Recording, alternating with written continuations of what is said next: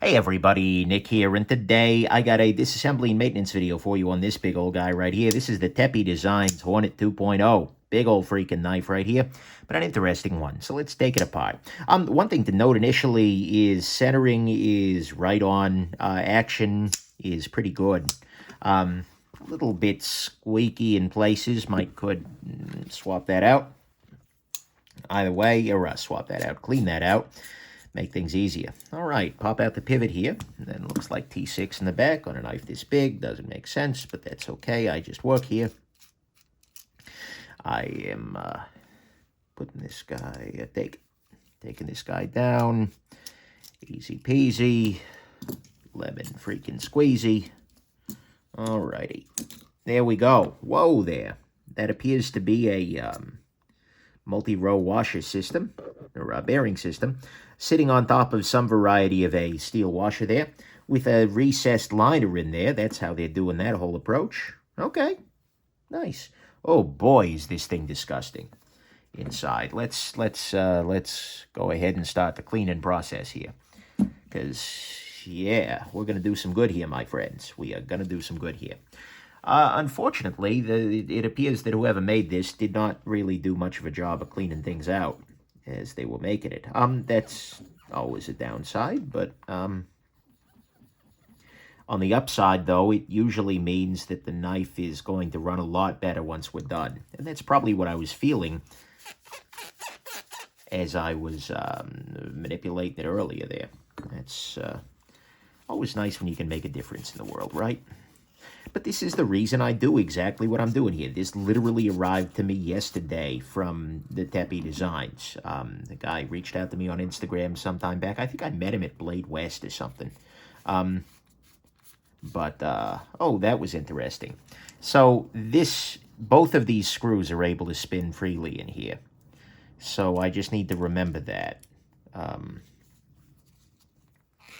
What I'm going to go ahead and do, actually, is put a bunch of Loctite on this one here. Just that way everything is sort of in position here and locked in. This is more than I would normally advocate for a job, but at the same time, in this case, I really want this screw to stay locked in. And then I'm just going to go ahead and throw everything on the floor and hit the camera. Ah, son of a... Bah! Ah, that hurts. Well, I found the leg of my desk with my knee after hitting my Batman mask off the freaking camera. Okay. Whew, back at the ranch. God, that leg of the desk is metal and small and found just that right place to cause me optimal suffering. Oh, boy, did I not need that. And that's a knee that's been giving me trouble lately anyways, so... Okay.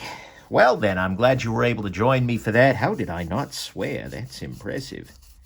What's funny is I actually swear like a sailor on a regular basis, right? It's very, very difficult for me to refrain from doing so here. You know, people watch some of my other work, for instance, my appearances on podcasts, etc., notably Gear Geeks Live, and everybody's like, oh my God, Nick, you swear. And it's like, yeah, did you think I didn't know those words?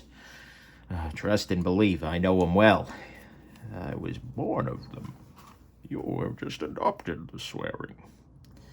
Anyways, back to Bad Bane impressions. And we just need to... God, my knee is still freaking smarting. It's not good. Okay, so I'm using some 10-weight nano oil here, and if you're ever curious about any of the tools I'm using for my disassemblies, excepting the artificial knee I'm going to need to have put in now, please go on ahead and check out nickshabazz.com/tools, where you will see a complete listing. All right, a little bit more. There, that'll do. Drop in a blade here. I'll go ahead and... No, I guess I won't be moving the stop bin. Stop bin seems firmly in place, and that's okay. Go ahead and drop this here, this here. We do see a multi-row bearing, which is kind of nice, and I happened to notice as I was opening this guy up, unboxing and whatnot, that this includes multiple bearings. Like, it includes a second bearing, which is actually really nice to have done, especially when you are a smaller maker. without a guarantee that you're going to be around, you know, and still able to service this piece in 20 years or something like that. That's a joy. I appreciate that kind of thing very much.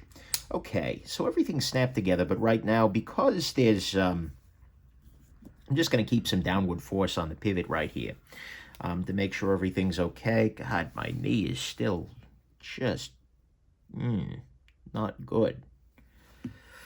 Ooh.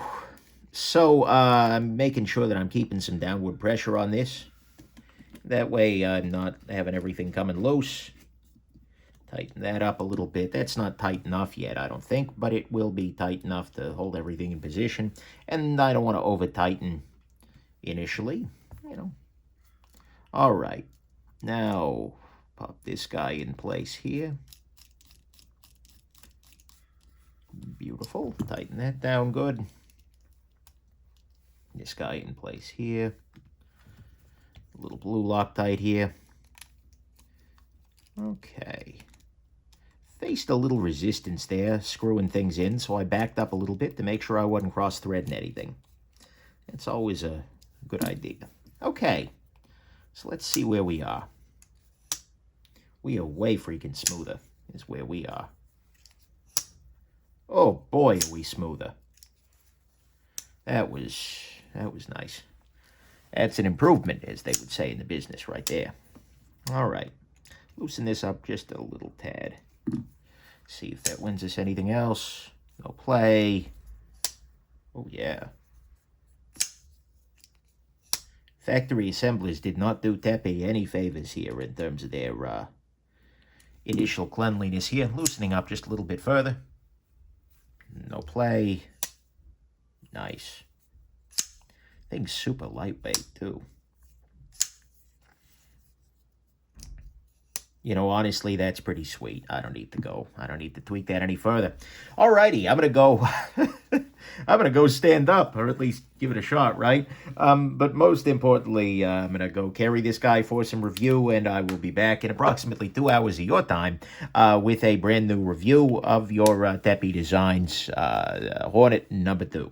So, there you go. Hope this has been interesting to you. I hope it was less painful for you to watch than for me to experience.